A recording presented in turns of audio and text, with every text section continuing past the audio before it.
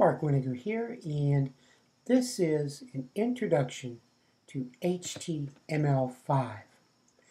Again, we're following the W3 Schools curriculum.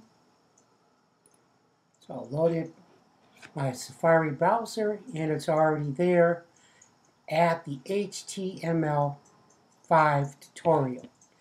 A couple of things I want to point out here. If we take a look under the first section, what is HTML5? It is a new standard for HTML. It is not yet the predominant standard. HTML 4.01 and XHTML are. Now remember, version 4.01 was established in 1999. Since then, the web has changed a great deal. We now have tons of mobile devices like smartphones and tablet computers that didn't exist back in 1999 or back in the 20th century. Okay? So, another point to keep in mind is that HTML5 is still a work in progress. We can tell you some of the things that are there. Not all browsers fully support the standard as it exists today, but most do support parts of HTML5, and we are moving towards full compliance. So this is something that we can get in on the ground floor on and learn as it's emerging and be ahead of the game. Now, there are some interesting rules that have been established for HTML5. So I've scanned down the page to those rules, and let's talk about those for a minute. New features should be based upon HTML, that's the hypertext markup language, CSS, the cascading style sheets, the DOM. Now the DOM is simply a way of viewing a website or a web document, and there is a DOM tutorial available at W3 Schools. But essentially, it's a way of looking at it, breaking it down to the root part of the document, which is the HTML, the different elements of the body and the head, the elements within the head, elements within the body, and so on. Okay? And then finally, JavaScript as the de facto standard programming language for web pages. So that's the first rule. The second one is to reduce the need for external plugins like Flash. The third goal is to have better error handling. Now this is something in this class we haven't really experienced because we haven't done any procedural programming. But when you take the JavaScript class, we'll talk about what happens when data causes an error. How do we take care of that? That's error handling.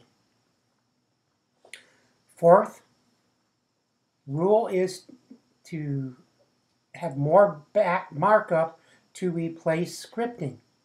So you want to have more markup or more HTML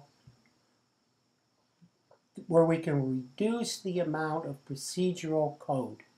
But it simply means that more people are going to be able to do sophisticated web pages than before. The fifth rule is that HTML5 should be device independent. It should run on all devices, whether you're on a desktop, a laptop, a tablet, a smartphone, what have you. The brand shouldn't matter. It should work on Apples, on IBMs, on whatever you've got, Blackberries, you name it. And the last rule is that the development process should be visible to the public. So the World Wide Web Consortium wants to make the information available to us so that we can participate in this emerging standard. So what are the new features? Well, that's the next section. Let me move it up. The new features are a canvas element for drawing. So if you're an artist, and I'm not, but if you're an artist, there's going to be more support in HTML5 for you, which is a good thing. The second feature is the video and audio elements for media playback. It's going to become very easy for you to include real-time audio, to include audio and video into your website. It becomes standardized, and you won't need to have different plugins on your computer to enjoy someone's video. The third feature is better support for local offline storage.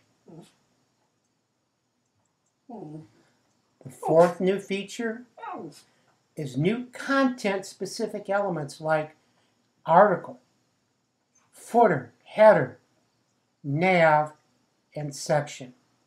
And then finally, new form controls like calendars, dates, time, email, URL, and search. Now, if you take a look at the next lesson in the tutorial, it lists out the new elements that have been approved for HTML5. And you can see there's several new markup elements for us to learn.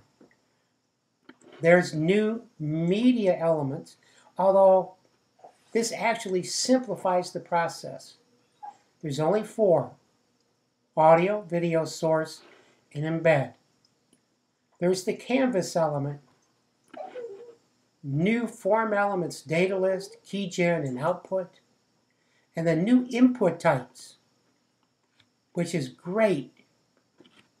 Formatting input fields is going to be a whole lot easier because we can now, if we want to collect a telephone number, we have a telephone type. If we want to get an email address, we have an email type and a date type and